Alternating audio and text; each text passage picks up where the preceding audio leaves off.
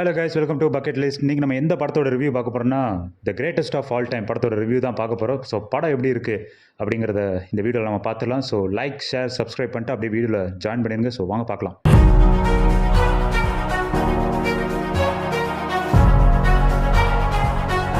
படத்தோட ஸ்டார்டிங்கில் வந்து பார்த்தீங்கன்னா கென்யாவில் ஒரு குரூப் வந்து யுரேனியத்தை ட்ரெயினில் கடத்துறாங்க. அங்கே போகிற நம்ம ஸ்குவாட்ஸ், நீங்கள் வந்து ட்ரெய்லர்லேயே பார்த்துருப்பீங்க அந்த ஸ்குவாட்ஸில் யார் யார் இருக்காங்கன்னு.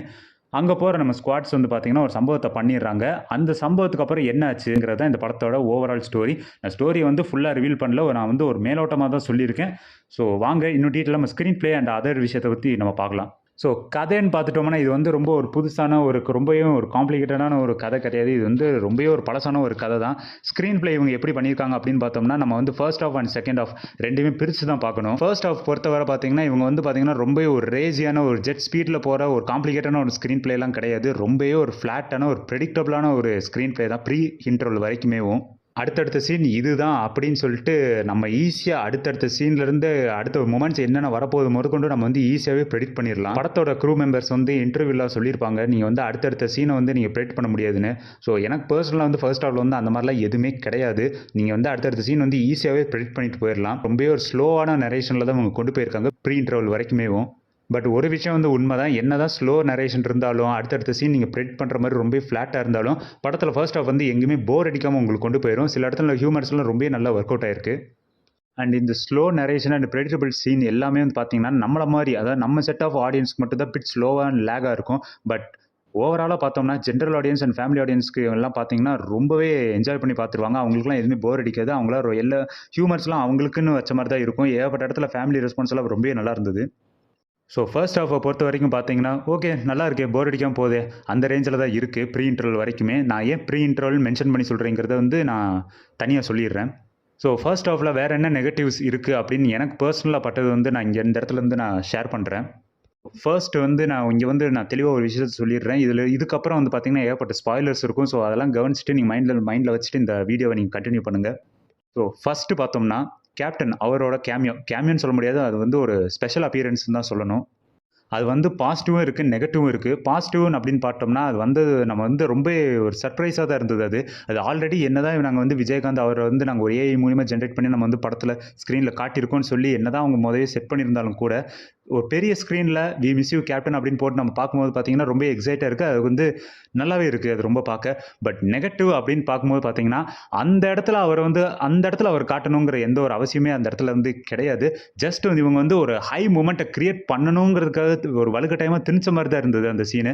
இன்னொன்று அவரோட ஃபேஸை வந்து இன்னும் கொஞ்சம் நல்லா ஒர்க் அவுட் பண்ணியிருக்கலாமோன்னு தோணுது. பட் ஓவராலாக நான் அதை ஆல்ரெடி சொன்ன மாதிரி ஜென்ரல் ஆடியன்ஸுக்கு வந்து அது வந்து யாரும் பெருசாக கவனிக்கல, அது வந்து நல்லா என்ஜாய் பண்ணாங்க.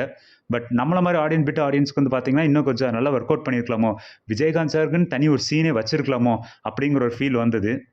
அண்ட் அவர் வர சீனில் வந்து பார்த்தீங்கன்னா ஒரு வாய்ஸ் கரெக்ஷன் மாதிரி ஒன்று இருக்கும். அது வந்து டேரெக்டாக அப்படியே வந்து பார்த்தீங்கன்னா மிஷன் இம்பாசிபிள் 3 அந்த வாஷ்ரூம் சீன் ஒன்று வரும். அது வந்து லிங்க்கை வந்து நான் டிஸ்கிரிப்ஷனில் பின் பண்ணுறேன். ஸோ அதை வந்து நீங்கள் செக் பண்ணி பாருங்கள். எனக்கு அது பார்த்தப்போ எனக்கு டக்குன்னு அதுதான் ஸ்ட்ரைக் ஆச்சு. ஸோ ஓவராலாக அவரை வந்து பெரிய ஸ்க்ரீனில் பார்க்கும்போது நல்லா இருந்தது, அவ்வளோதான். அந்த நல்லா இருந்தது தாண்டி வேறு எதுவுமே பெருசாக கிடையாது.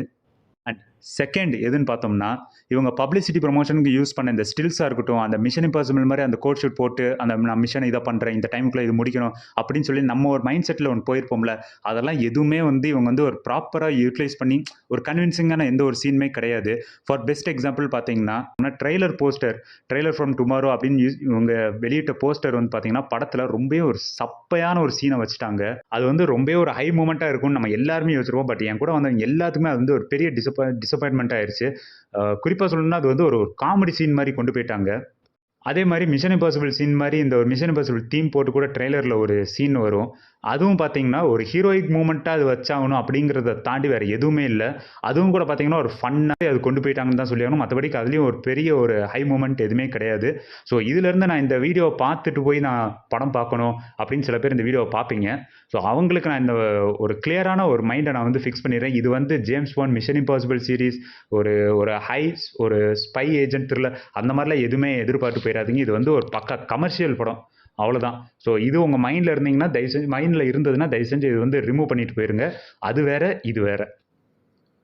அண்ட் தேர்ட் அப்படின்னு பார்த்தோம்னா அண்ட் விஜய் அந்த ஃபேமிலி அந்த ஹியூமர் அந்த போர்ஷன் என்ன தான் அது பார்க்க போர் அடிக்கல நல்லா இருந்தாலும் ஸ்லோவாக இருந்தாலும் அப்படின்னு கூட பார்த்தீங்கன்னா இது கொஞ்சம் இன்னும் ட்ரிம் பண்ணியிருக்கலாமோ ஃபர்ஸ்ட் ஆஃப் இன்னும் கொஞ்சம் கிரிப்பாக ட்ரிம் பண்ணியிருக்கலாமோ அந்த ப்ரீ இன்ட்ரோல் போர்ஷன் வரைக்குமே பார்த்தீங்கன்னா கொஞ்சம் ட்ரிம் பண்ணியிருக்கலாமோ அப்படிங்கிற ஒரு சீன் அப்படிங்கிற அந்த தாட் வந்து எனக்கு வந்து ரிப்பீட்டட் ஆகிட்டே இருந்தது. அண்ட் எமோஷனல் சீன் அப்படின்னு பார்த்தீங்கன்னா ஃபர்ஸ்ட் ஹாஃபில் வந்து பார்த்தீங்கன்னா சில இடத்துல வந்து ரொம்ப நல்லா ஒர்க் அவுட் ஆயிருக்கு. அது என்ன தான் இப்படி தான் இந்த சீன் வந்து முடிய போது நம்ம ப்ரெடிக்ட் பண்ணாலும் கூட பார்த்தீங்கன்னா அந்த மொமெண்ட்டில் அது வந்து ரொம்ப நல்லா ஒர்க் அவுட் ஆயிருக்கு. நான் முதலே சொன்ன மாதிரி இது வந்து mission impossible, spy agent, James bond இந்த மாதிரி படங்களுக்குலாம் நீங்கள் வந்து இந்த படத்தை வந்து கம்பேரே பண்ணக்கூடாது. ஸோ இப்போ இன்டர்வல் போர்ஷன் அப்படின்னு பார்த்தோம்னா படத்தில் வந்து அது ரொம்பவே நல்லா ஒர்க் அவுட் ஆயிருக்கு. ஸோ ஸ்டார்டிங்கில் அந்த ஹை மூமெண்ட்டுக்கு அப்புறம் பார்த்தீங்கன்னா அப்படியே கொஞ்சம் ஸ்லோவாக நகருது. இன்டர்வல் வந்து ஒரு டாப் பிச்சில் வந்து அப்படியே அது வந்து உட்கார வச்சிட்டாங்கன்னு தான் சொல்லி ஆகணும். ரொம்பவே நல்லா இருந்தது. தியேட்டிக்கல் மூமெண்ட்டுக்கு வந்து இன்னும் அது கொஞ்சம் பிளாஸ்டாக தான் இருந்தது. இந்த கேரக்டர் தான் அது, அந்த கேரக்டர் தான் இது அப்படின்னு நம்ம வந்து அது முன்னாடியே அது யோசிச்சிருந்தாலும் கூட பார்த்தீங்கன்னா அந்த ஃபைட் சீனாக இருக்கட்டும், அதுக்கப்புறம் இந்த இன்டர்வல் பாயிண்ட்டில் வந்து நிறுத்தினதாக இருக்கட்டும் ரொம்பவே நல்லா இருந்தது. ஒரு டாப் பிச்சில் வந்து நிறுத்திட்டாங்கன்னு தான் சொல்லி ஆகணும். அதுக்கப்புறம் அந்த ட்ரெயினில் வர அந்த மெட்ரோ ட்ரெயினில் வர ஃபைட் சீன்லாம் ரொம்பவே நல்லா இருந்தது. அண்ட் மியூசிக் ரொம்பவே நல்லா இருந்தது. அந்த மியூசிக் பற்றி நம்ம தனியாக பேசுவோம். ஸோ இப்போது செகண்ட் ஹாஃபுக்கு வந்துடுவோம். செகண்ட் ஹாஃப் இந்த படத்தை ஃபுல்லாகவே ஹோல்ட் பண்ணுறது வந்து பார்த்தீங்கன்னா செகண்ட் ஹாஃப் தான். செகண்ட் ஹாஃப்லையும் பார்த்தீங்கன்னா ஸ்லோ நரேஷன் கிடையாது. பட் ப்ரெடிக்டபிள் சீன் என்ன தான் 1, 2 இருந்தாலும் கூட பார்த்தீங்கன்னா இவங்க ட்விஸ்ட் இதான் வந்து அந்த பிளேஸ்மெண்ட் வந்து பார்த்தீங்கன்னா ரொம்ப ஆர்கானிக்காக இருந்தது. அண்ட் சில ஆடியன்ஸ் வந்து கெஸ் பண்ணியிருக்கலாம். பட் ஓவராலாக வந்து பார்க்கும்போது பார்த்தீங்கன்னா அந்த கெஸ்ஸஸ் அப்படிங்கும்போது அந்த ப்ரெடிக்டபிள் சீன் இருக்கும். பட் அந்த ட்விஸ்ட் கெஸ்ஸஸ்ங்கும் போது பார்த்தீங்கன்னா சில பேருக்கு மட்டும் தான் அது வந்து கெஸ் பண்ணியிருப்பாங்க. சில பேருக்கு வந்து அது நல்லாவே ஒர்க் அவுட் ஆயிருந்தது. ஸோ அதில் அந்த மாதிரி ஏகப்பட்ட ட்விஸ்ட் அண்ட் டர்ன்ஸ் வந்து அடுத்தடுத்து வந்து செகண்ட் ஹாஃப்ல வந்து நிறைய இருக்கும். அது வந்து வெங்கட் பிரபு அவரோட டைரக்ஷனுக்குன்னு ஒர்த்தான ஒன்று தான் அது. அண்ட் செகண்ட் ஹாஃப்லேயும் டிசப்பாயின்மெண்ட்ஸுங்கிறது இருக்க தான் செய்யுது. பட் இருக்கிற எல்லா டிசப்பாயின்மெண்ட்டையும் சேர்த்து ஒரு டிசப்பாயின்மெண்ட் போதுண்டா அப்படிங்கிற மாதிரி தான் செகண்ட் ஹாஃபில் வர அந்த ஸ்பார்க் சாங்கு. படம் வந்து ஜெட் ஸ்பீடில் போயிட்டுருக்கு அந்த நேரத்தில் வந்து அந்த சாங் பிளேஸ்மெண்ட் வந்து கொஞ்சம் கூட அது வந்து ஒரு பாயிண்ட் லெவலில் கூட அந்த வந்து சாங் வந்து சூட்டே இல்லை. அது வந்து ரொம்ப ஒர்ஸ்ட் பிளேஸ்மெண்ட் தான்.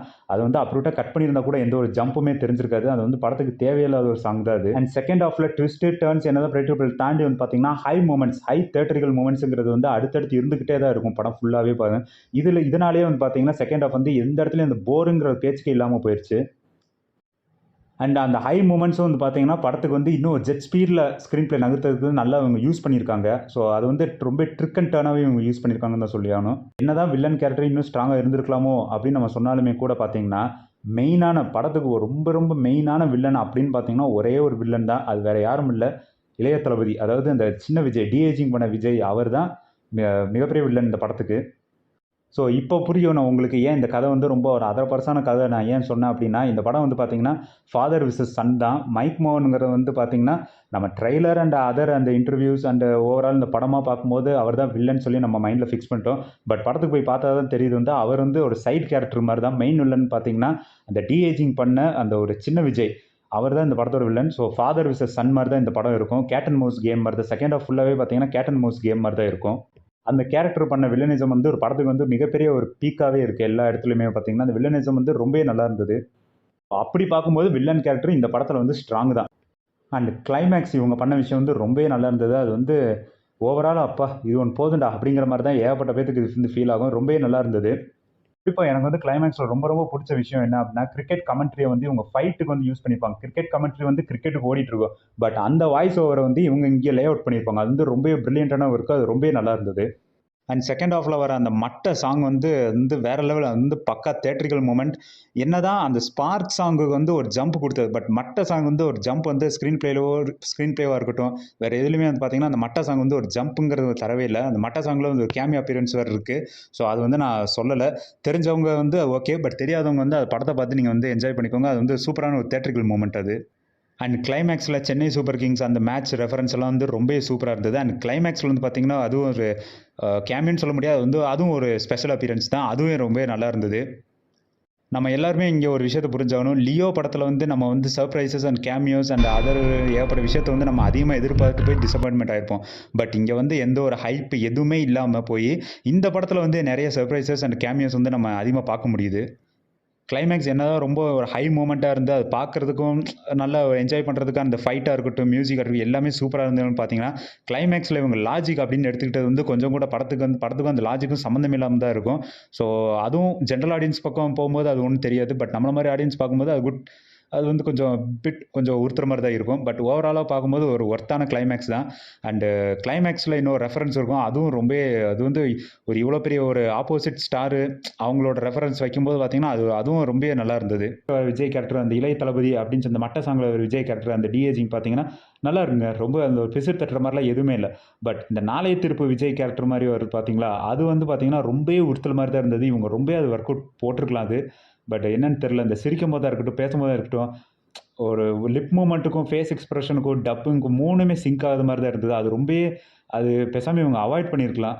இல்ல இன்னும் கொஞ்சம் டைம் எடுத்து அது ஒர்க் அவுட் பண்ணியிருக்கலாம். பட் இவங்க ஏன் இது அவசரப்பட்டு இவங்க வச்சாங்கன்னு தெரியல. ஸோ அந்த விஷயம் வந்து கொஞ்சம் இல்ல ரொம்பவே டிசப்பாயின்ட்மென்ட் தான். ஓவராலா பார்த்தோம்னா, இந்த படத்த தூக்கி நிறுத்துறதே வந்து பார்த்தீங்கன்னா, செகண்ட் ஹாஃப் தான். ஏன்னா, ஃபர்ஸ்ட் ஹாஃப் வந்து வேற மாரி ஒரு ஒரு ஜோன்ல போகும். செகண்ட் ஹாஃப் வந்து டோட்டலாவே வேற அடுத்தடுத்து ட்விஸ்ட் அண்ட் டர்ன்ஸ்ன்னு அடுத்தடுத்து அப்படியே நகர்ந்துட்டு போயிட்டே இருக்கும். கிளைமேக்ஸ் ஒரு பக்கா ஃபெஸ்டிவல் மொமெண்ட் தான். அது வந்து எந்த ஒரு நோ அப்படின்னு சொல்றதுக்கு வந்து எந்த இதுவுமே கிடையாது.